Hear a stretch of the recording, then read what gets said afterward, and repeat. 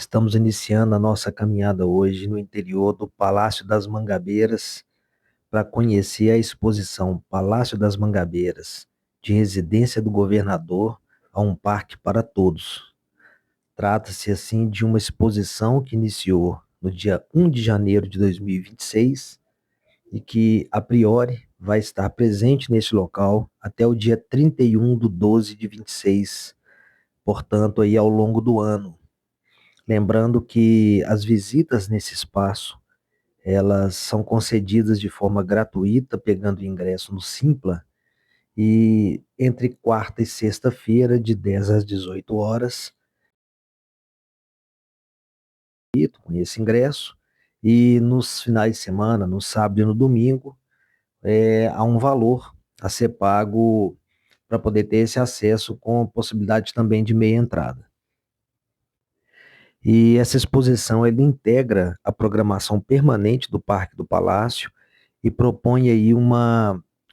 leitura aprofundada sobre essa trajetória do edifício e as transformações ao longo do tempo.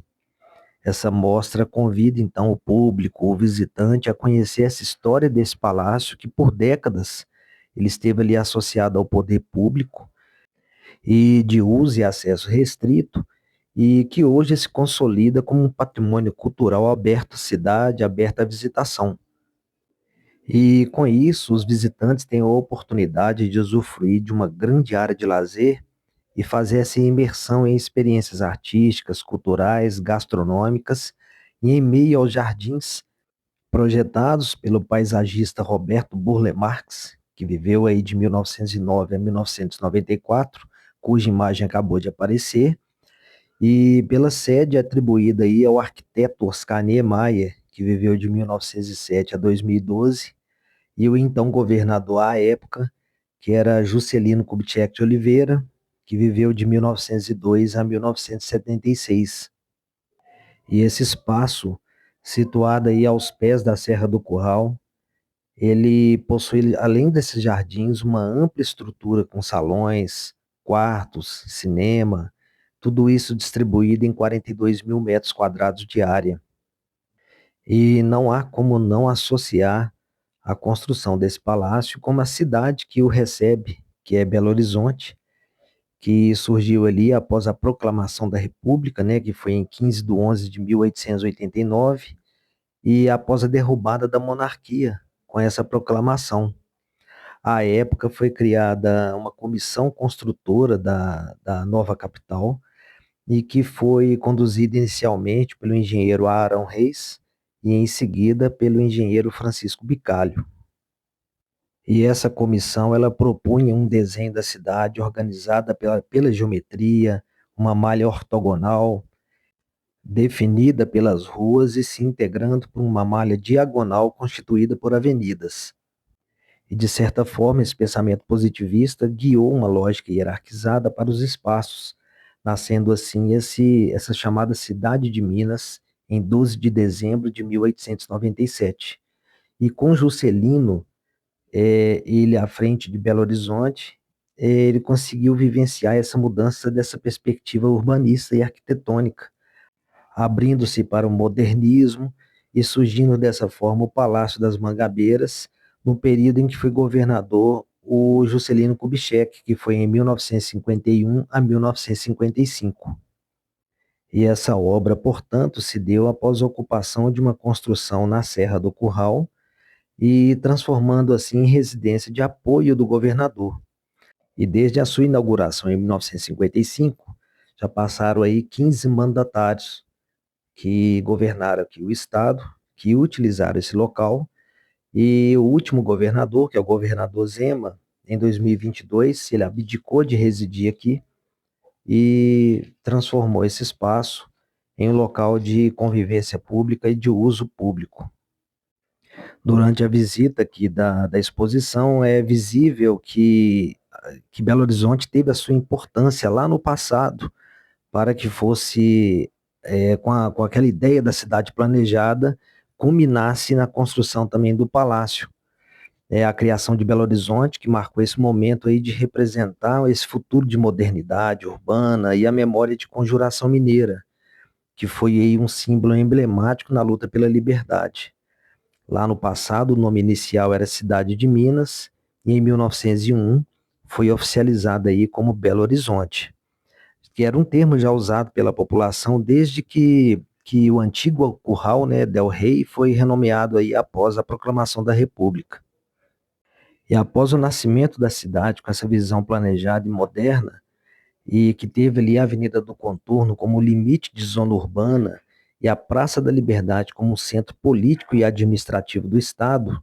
que era um local esse aí que recebia as primeiras secretarias e o Palácio da Liberdade projetado ali para ser a residência oficial do governador de Minas.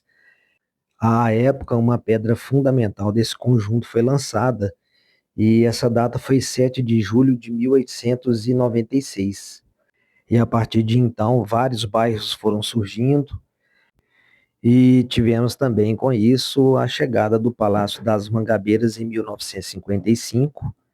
palácio esse que serviu também como casa de verão e posteriormente como residência oficial dos governadores do estado. E dessa forma, o visitante, ao conhecer o espaço, ele pode percorrer diferentes momentos em que Belo Horizonte foi pensada, construída e reinterpretada como imagem do estado, materializando no território os valores da recém-instalada república. Nessa espécie de tablado, pode ser visto aí um percurso de todos os governadores de forma cronológica que passaram pelo estado e passaram por esse palácio e que, de alguma forma, eles tiveram ali sua representatividade a partir da sua inauguração em 1955, findando ali logo no último deles, que é o governador Zema, quando ele abre mão desse espaço aqui para que transformasse em ambiente cultural. E essa exposição ela articula arquitetura, política, urbanismo e paisagem para contextualizar o Palácio das Mangabeiras dentro da história de Belo Horizonte e do estado de Minas Gerais. E para a elaboração desse projeto, desse trabalho, foi feita aí a parceria com o Departamento de História da PUC Minas e a concepção e curadoria do arquiteto e cenográfico Alexandre Russetti. E desse estudo, o percurso expositivo, ele passou a privilegiar aí essa narrativa clara e acessível, pensada não só para dialogar tanto com os visitantes de fora da cidade, quanto com o público geral que possa eventualmente procurar aqui. E sem abrir mão também desse rigor e dessa cronologia histórica. E desde a sua inauguração em 1955, esse espaço permaneceu por muitas décadas como espaço de acesso restrito. E caminhando pelo percurso, o visitante é convidado a conhecer as mudanças na relação do poder, cidade, espaço público, bem como sugere os processos que permitiram a transformação do espaço em equipamento cultural, turístico e de lazer. Nós vamos ter em seguida diversas fotografias que retratam o cotidiano privado no local, revelando assim momentos íntimos e familiares, como imagem que Israel Pinheiro, que governou Minas Gerais de 1966 até 1971, apresentava ali aniversários, celebrações de Natal, momentos de lazer e ao ar livre, indicando essa convivência e esse ambiente familiar que convivia ali a família do governador Israel Pinheiro. E esses álbuns preservados, eles mostram crianças brincando, visitas informais, reuniões descontraídas e algumas imagens também que sugerem que o espaço foi usado também para recebimentos formais de autoridades, o que resulta ali de um espaço em múltiplos usos à época. E dessa forma, a exposição assim revisita esse período por meio de documentos, imagens, textos curatoriais que ajudam a compreender o contexto político, social e arquitetônico de sua construção, além de refletir também sobre os diferentes significados simbólicos que o edifício assumiu ao longo ali de suas décadas. E essa mostra, então, ela reafirma esse compromisso do espaço com a preservação da memória, a educação patrimonial e o acesso democrático à cultura, um convite aí que nos faz a reflexão sobre o papel dos equipamentos públicos na construção da cidade e sobre os sentidos contemporâneos de pertencimento e uso coletivo. E essa exposição evidencia ainda que a cidade não se resume a formas construídas, mas se constitui como um espaço continuamente negociado entre o projeto e o uso, articulando assim esses planos urbanos, edifícios, paisagens e registros do cotidiano que dialogam com o passado e o presente. E assim Belo Horizonte vai se revelando como um território de urbanismo, arquitetura, paisagem, e assim construindo essa memória e identidade coletiva a ser visitada publicamente. E essa mostra, que foi então iniciada por um trabalho de pesquisa dedicado ao Parque do Palácio e ao Palácio das Mangabeiras, teve sua criação, sobretudo, a necessidade de privacidade do governador, que era o espaço reservado de descanso, encontros políticos discretos e pequenos eventos sociais, e que dessa forma agora tem essa abertura para que todos possam andar, conhecer espaços onde são considerados ali para exposições temporárias, e essa exposição agora permanente que nos faz entender, que nos faz construir essa memória do local, associando-a com a nossa cidade. E temos ainda no interior aqui da exposição essas espécies de mini esculturas com painéis que nos reportam e a ideia de quais espécies podem ser encontradas aí no parque. Então nós temos diversos animais que podem, ao longo do percurso ali, andando no Parque das Mangabeiras,